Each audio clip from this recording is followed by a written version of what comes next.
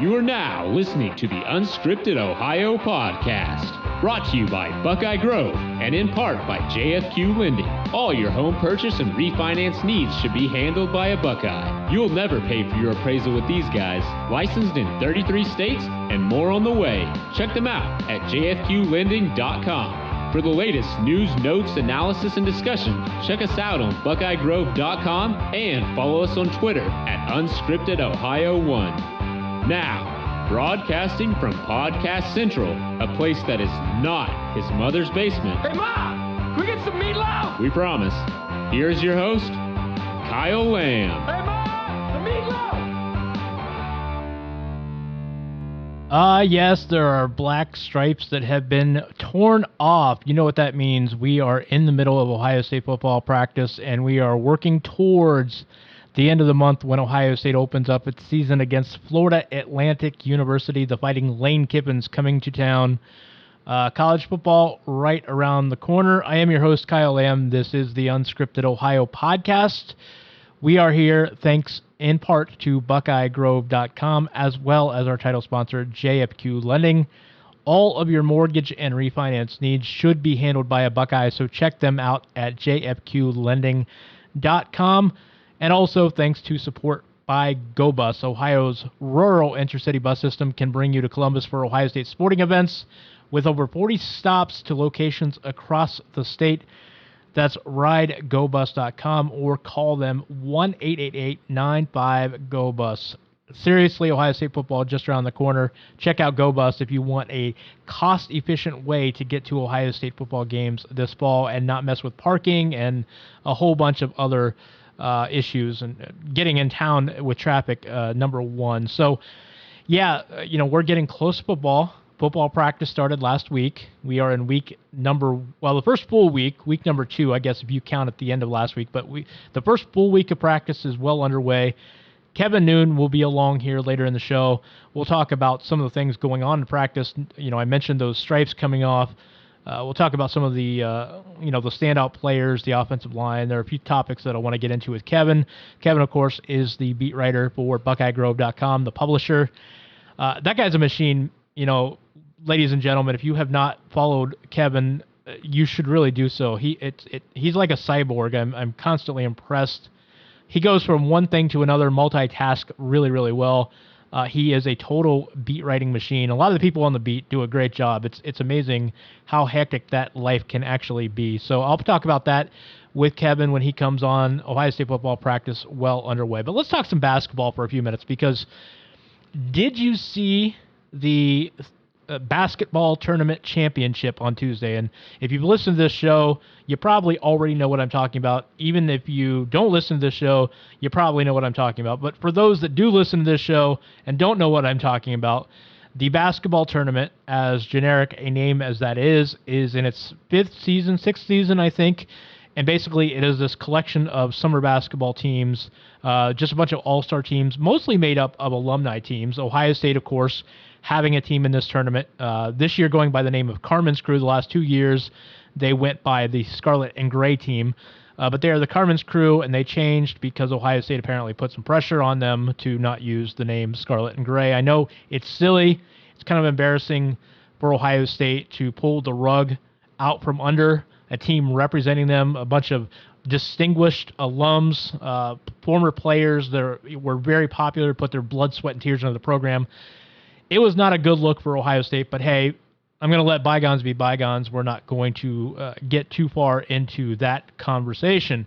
Anyhow, the basketball tournament in its fifth year, I think it is, doing really, really well. It's basically a bunch of alumni teams and a collection of all-stars from overseas teams, okay? The only rule as far as participation in the tournament is you can't be a current NBA player. You can't have a contract, a two-way contract, or a full contract with an NBA team. So this tournament basically started as just, a way for ESPN to, tiptoe into some summer inventory because, summer basketball or just summer sports and, summer television in general is not a real big thing on television. So they just said, this tournament was going on. Let's give it a chance. Let's air a couple games and see how it works out. And over the last couple of years, it's gotten really big. They started out the second year with a $1 million pot to the winner, and then the last several years, it's been $2 million to the winner. So they've got a really, really good thing going. And if you haven't seen any of this and you didn't watch the Carmen's Crew here, these last couple games, well, they won the championship on Tuesday, so they won the $2 million prize. You may remember Aaron Kraft, John Diebler, David Lighty, William Buford. They're all part of this team. Evan Ravenel. LaQuinton Ross was on the team this year. Jared Sullinger was on the last couple of years. He stepped into the coaching role this year. Evan Turner is the GM, replacing Scooney Penn, who was coaching the team last year. Dallas Lauderdale, who also played the last couple of years, was an assistant coach on this team. So anyhow, you got a lot of former Ohio State Buckeyes. I don't know if I mentioned John Diebler. He was on the team as well. But so the Carmen's Crew won the championship on Tuesday night against the Golden Eagles, which is an alumni team from Marquette. Now, I should add, these teams, they're not, even though they are alumni teams, they're not all exclusively alumni teams. Like Ohio State had Dimitri McCamey this year, former Illinois player, Courtney Pigram, Jeff Gibbs, a former Otterbein Cardinal, won a national title in Division III with Otterbein. So it wasn't exclusively an Ohio State alumni team, but it was collectively and in bulk, it pretty much was. So Ohio State, this alumni team, third year in the tournament, they broke through. The first year, they made it to the semifinal. Last year, they made it to the quarterfinal. This year, they broke on through, and they made it all the way to the championship, and they won on Tuesday night 66-60.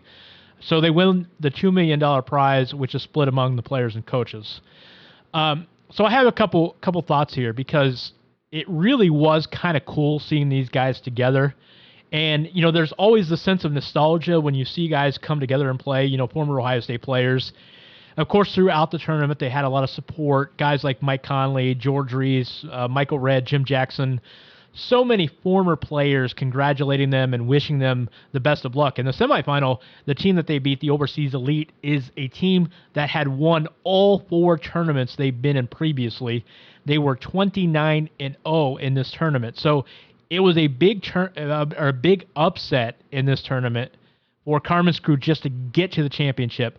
But then to see them actually win the title, it wasn't just cool because of the nostalgia factor, but watching people react on Twitter, it kind of it really makes me feel like this gave a sense of closure. I know this is crazy to say, but it can't replace the lack of a national championship won that was not won under Thad Matta.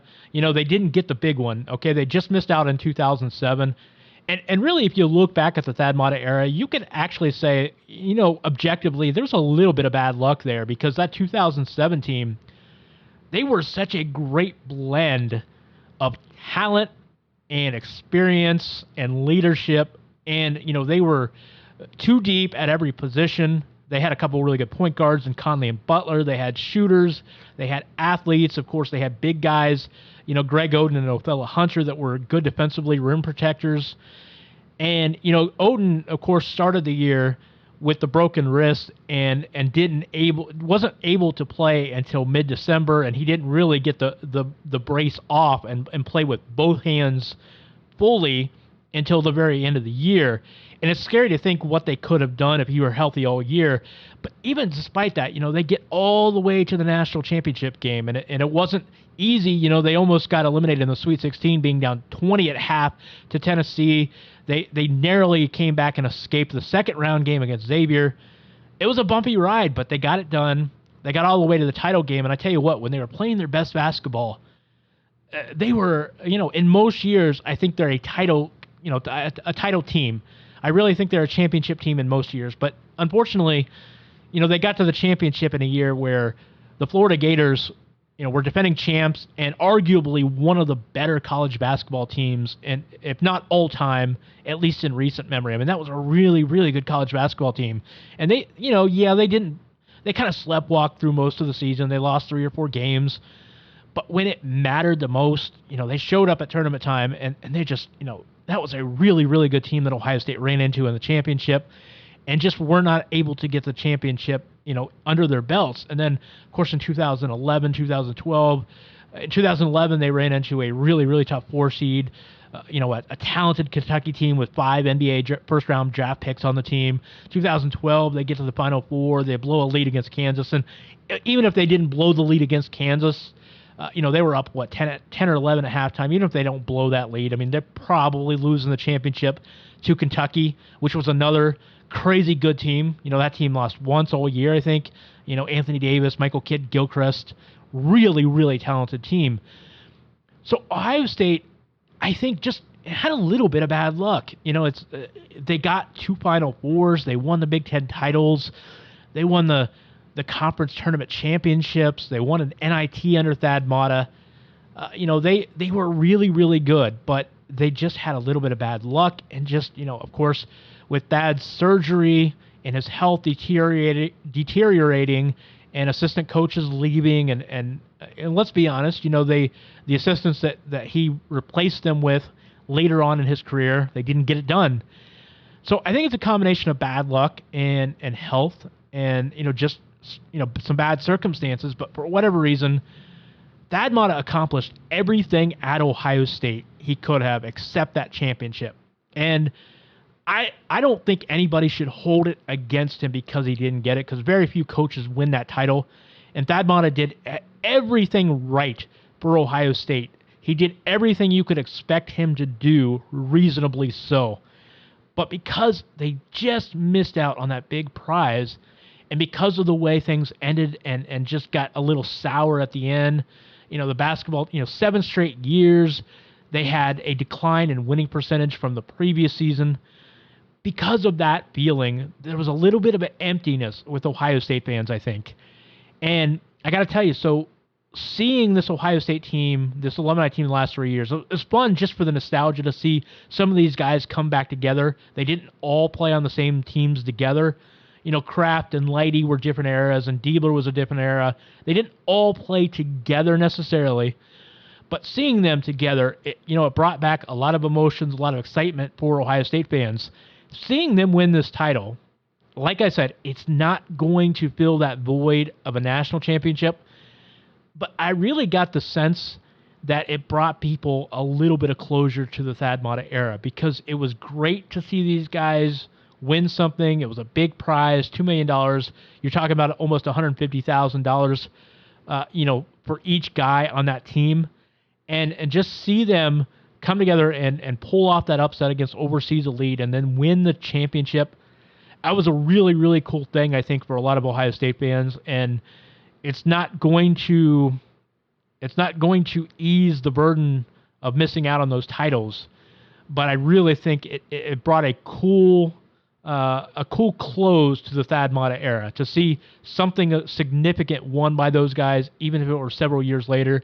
I think it was really cool. And the tournament itself, I think building off of what that gave Ohio State fans watching this tournament, I really hope they continue to build this tournament in the future, because I really think they're on to something, not just because it's summer basketball and because it fills a void for programming in the summer, but this is a really, really good tournament. If you haven't watched it or didn't watch it this year or the last couple years, it's not typical summer basketball, okay? It's a lot more exciting than that. We're talking about really intense, energetic games. We're talking about guys who are leaving it all on the line, playing defense, running great offense, and guys that you may remember watching in college have gotten so much better. They're not just college players anymore. They are professionals. They have honed their game, their skills. They've gotten better, and they've improved the last several years since they've been in college. And you're talking about a lot of pros playing in this tournament, and it's really exciting basketball. And seeing an alumni team like Ohio State win this and how it rallied the fan base. And it's not just Ohio State. Look at all the Marquette fans that were in attendance in Chicago on Tuesday watching Marquette against the Marquette alumni team against Ohio State. There were a lot of fans there supporting Marquette. It was a really exciting thing. I think the alumni teams, I think it's going to continue to grow. If they keep pushing that, that's really exciting. You're going to see, hopefully you see the day where an all-star Michigan alumni team facing an Ohio State team in the tournament, or a North Carolina and Duke teams go at it. This would be really cool to see. I hope that's where the direction this tournament goes, because it's already really good basketball. But from what we saw with the engagement level of Ohio State fans, throughout this tournament, it was really, really exciting. And I think that ESPN is onto something with this tournament. So really cool to see. Hey, this was great for me, basketball fan. It kind of distracts you a little bit until football gets going, later this month. So I think this is great timing. It's more content to just kind of get you over the hump until football comes around. So really, really cool. The basketball tournament, Carmen's Crew, 2019 TBT champions. Really cool to see. Thad Matta's, some of Thad Matta's best players there, getting it done and winning a title, $2 million prize. Really cool stuff. Stretch runtime here at Unscripted Ohio. Kick up your feet as we cross the finish line with the Buckeye Beat, the latest in Ohio State news and notes. Kick the tires and light the fires, Big Daddy. Kevin, we're going to kick it right off with your favorite subject. Dude, on Thursday, we got a stripe alert, 2 stripes, not just 1, but 2. And this is the stripe science is one of your favorite topics, I know. You just love reacting to everybody reacting to the stripes being removed. Harry Miller, Jamison Williams both getting their stripe off. Your impressions of these 2 stripes? Yeah, it'll be interesting to see how stripe science works moving forward. We don't have Urban Meyer deciding this anymore. I've always said that there's a lot of psychology that went into this, whether or not it was, do you remove a stripe from somebody because they need, that positive reinforcement? Do you keep a stripe on somebody as a swift kick in the ass to keep them motivated? Yeah, I think both guys who lost their stripes on Thursday with Jamison Williams and Harry Miller both just, flat out earned it. Harry Miller, offensive center, kid out of Georgia. I mean, he has all the measurables already. We had an opportunity on Thursday to talk to offensive linemen who are already established on the team, and everybody just gushed about what Harry Miller's about. I mean, between just the cerebral side of it to the physical side of it, I think he's going to be really good. And if they didn't have somebody like Josh Myers already in the mix, I think he could make a run potentially to be a true freshman center, which is kind of crazy. And then with Jamison Williams, everybody talks about Garrett Wilson, who enrolled early. He had the opportunity to go through spring ball and whatnot. Jamison Williams, a little bit of a different back. I mean, just a speed merchant out there. A lot of speed, makes a lot of flashy type of plays. I think he's going to be somebody that it may be difficult for him really to break into a receiver role this year. I mean, never say never. We really weren't talking about Chris Olave at this point a year ago, but I think he's going to be a demon on special teams, and I think that's going to lead to something, and I think he'll have a very good career before it's all said and done. That really is impressive with him, because when we were there for the first practice on Friday, he wasn't even participating, at least in the portions that we were able to see. He was on the side jogging. So for him to really get in the mix this soon and get a stripe off, like you said, we don't know if this is motivational, or if there's some science behind it, some a little bit of mental preparation going on. But either way, it is impressive for him to get it off that quickly because of that. Yeah, exactly. I mean, we'll never know for sure on that. I mean, I've had an opportunity to talk to some people on the offensive side of the ball about Jamison, and they've just, it's all been just wait till you see what he's capable of doing and whatnot. So again, I think that, not that Ryan Day wouldn't kind of follow some of the psychological warfare that the black stripe thing may be or whatnot, but I think both of these were just guys that had already kind of proven it at this point. And, I expect to see here in the coming practices through this next week and whatnot, several more black stripes to come off. Kevin, Ryan Day has talked about how he's happy to finally have some offensive line depth. Of course, they didn't have it this spring, and he feels like it's nice to have a lot more guys going through drills and practices.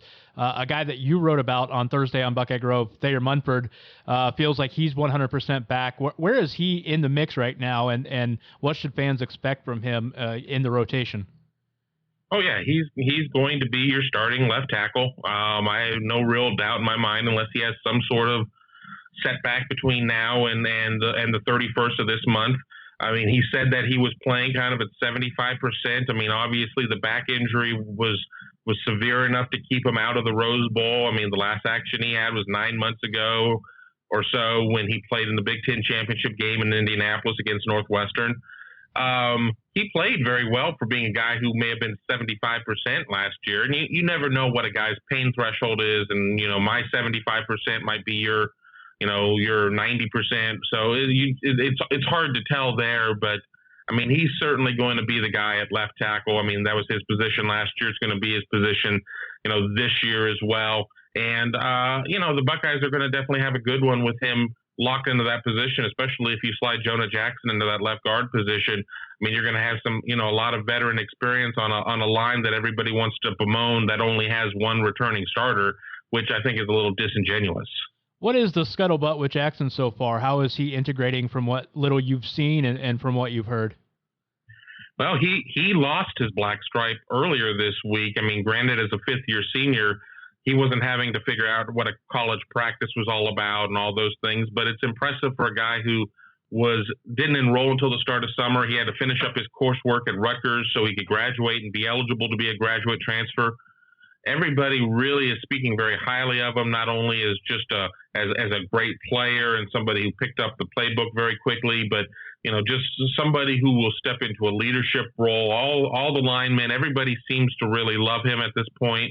And another interesting caveat is that he's coming from Chris Ash's program, which has a lot of Urban Meyer's fingerprints all over it from Chris Ash's time here in Columbus. So maybe some of the terminology is a little bit different, but the way that things are put together are very familiar for him. So he had a nice advantage built in coming in to a program that had a lot of the same things set up. I mean, obviously Ohio State's success is a little bit higher than what we've seen out of Rutgers here as of late, but it was good for Jonah Jackson to be able to step into that role as he gets ready for this 1 year, run for a championship and to really get more exposure for a run at the NFL once it's all said and done.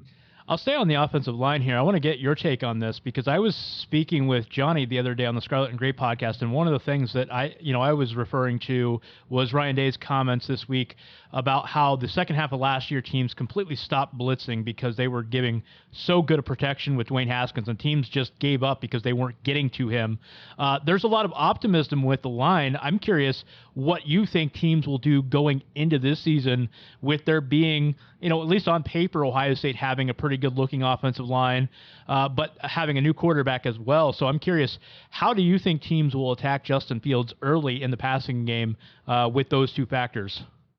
I think you have to confuse them at this point, especially as a quarterback who had very limited run last year. I mean, something to remember, too, about blitz pickup, a lot of that, too, is coming with receivers and backs. I mean, of course, J.K. Dobbins is back, but they don't have Mike Weber. So they lose somebody there. I mean, it's going to be on Master Teague and the young guys to be able to step into that role. DeMario McCall, who may not be the most physical player on the roster. I mean, whoever is going to be spelling Dobbins the most is going to have to be able to get in there. So I think you try and confuse them a little bit with some coverages. I think you confuse them with some blitz packages, a little, some zone blitz, some things along those lines. I mean, honestly, though, you do have to play them a little bit differently because of the threat of the run. And if Ohio State is going to come out and really try to be more of a 50-50 run pass type of team, you can't just, load up on one thing at that point. So, I mean, there's going to be some give or take at that point. But I mean, I definitely would try and come at them with some pressure and things along those lines, at least until Ohio State shows that that's not going to work. How are practices feeling, compared to past years, covering under Urban Meyer? It seems procedurally there have been a few minor changes, but for all intents and purposes, it seems kind of like status quo compared to what, the guys on the beat have been accustomed to in the past. Yeah, we don't get to watch any of them. So, I mean, that's all business as usual. But, I mean, for the little bits we've been able to watch, I mean, yeah, I mean, it's pretty much business as usual. We talk to the players. I mean, they could be doing things completely different, and I think they've already been kind of drilled by sports information not to tell us too much. But from the people I talk to who will talk to me off the record, I mean, they're not really looking to change a lot of things. There's not this overriding, feeling from Ryan Day to that's going to be the way he's going to put his fingerprints on this program, to just change things for the sake of change. It's going to be more of a gradual process through the years. I mean, and eventually it'll become Ryan Day's, but if it ain't broke, don't fix it. So they're not making a lot of changes. I mean, practices are still spirited. I mean, we're still very early in the process. I mean, they've only had the full pads on for a couple. You know, I mean, in today's day with injuries and concussions and whatnot, I mean, they're still going to do some things where they're going to take them down to the ground in terms of tackling drills, but we're getting less and less of that, which, you know, I can definitely argue the good and the bad of it. I mean, if you're not well schooled enough on your tackling drills, I mean, you run a lot of risks there too. But I mean, things are, you know, pretty much commonplace. I'll let you off the hook here with one final question. I'll put you on the spot a little bit. Give me one offensive player and one defensive player that you are most looking forward to seeing in 2019. Oh, boy. I mean, you know, I could probably come up with several on both sides of the ball, and all for very different reasons. I think that I just submitted something to Yahoo in terms of season predictions and whatnot, and I really focused on Austin Mack on that because I think he really was a forgotten guy in a lot of ways. He wasn't one of the triplets, and you could even sit there and call him quadruplets when you put KJ Hill in there. Austin Mack, I mean, still has not really had that breakthrough huge performance, but it was a loss when they lost him last year, and then they bring in Chris Olave, who had 3 touchdowns between the Michigan and the Northwestern games.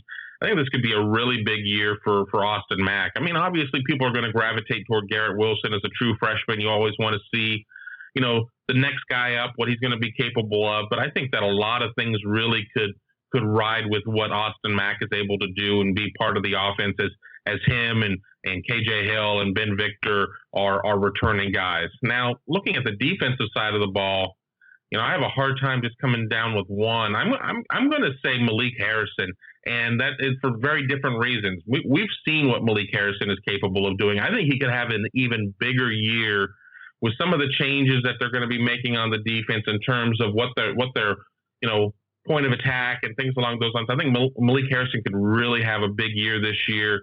And I mean, the linebacker position unto itself is going to be very interesting just to see what it's going to look like, especially if they're going to go to more of a 4-2-5 in terms of having the bullet out there and who's going to be in the bullet and whatnot. Harrison is going to be a guy who's not going to leave the field a lot, and I think he could have just a huge year. Yeah, Harrison and Damon Arnette are both guys that could really benefit a lot with their draft stock by coming back and have huge seasons this year.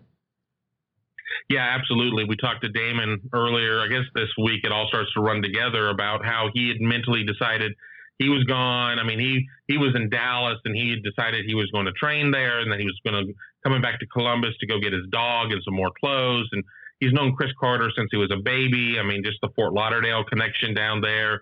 And Chris Carter basically read him the riot act, saying, "You're not even going to ask me for my opinion. You're no All-American. You're not ready to go." And Damon said that really hurt. It really cut close to him, but he didn't want to hear it. But then as he really kind of thought about it more, he realized everything he was getting there was right. So, I mean, it was obviously and just absolutely the right decision for Arnette to come back. You know, still a bit of a lightning rod amongst some fans. I think he's going to go a long way this year to silence some of those doubters, and good for him because he's a good kid. He's Kevin Noon. You can catch him on Twitter at Kevin_Noon. He is also, of course, the publisher of BuckeyeGrove.com. You can catch his daily beat work on BuckeyeGrove.com. Kevin, it is a pleasure as always, and we will catch up with you here before the season begins. Absolutely. That's going to wrap it up for us today here on the Unscripted Ohio podcast. Check me out on Twitter at KYLam8. Of course, you can catch the show every Monday and Friday, soon to be every Monday, Wednesday, and Friday on Buckeye Grove, as well as on SoundCloud, Google Play, iTunes, Stitcher, and Spotify. That's going to do it for us. I hope everybody has a great weekend. We'll be back at you again on Monday. Take care, everybody. You can get new episodes of Unscripted Ohio on Mondays and Fridays exclusively at BuckeyeGrove.com or anytime on SoundCloud, iTunes, Google Play, or Stitcher. Be sure to subscribe to stay up to date on all things Ohio State.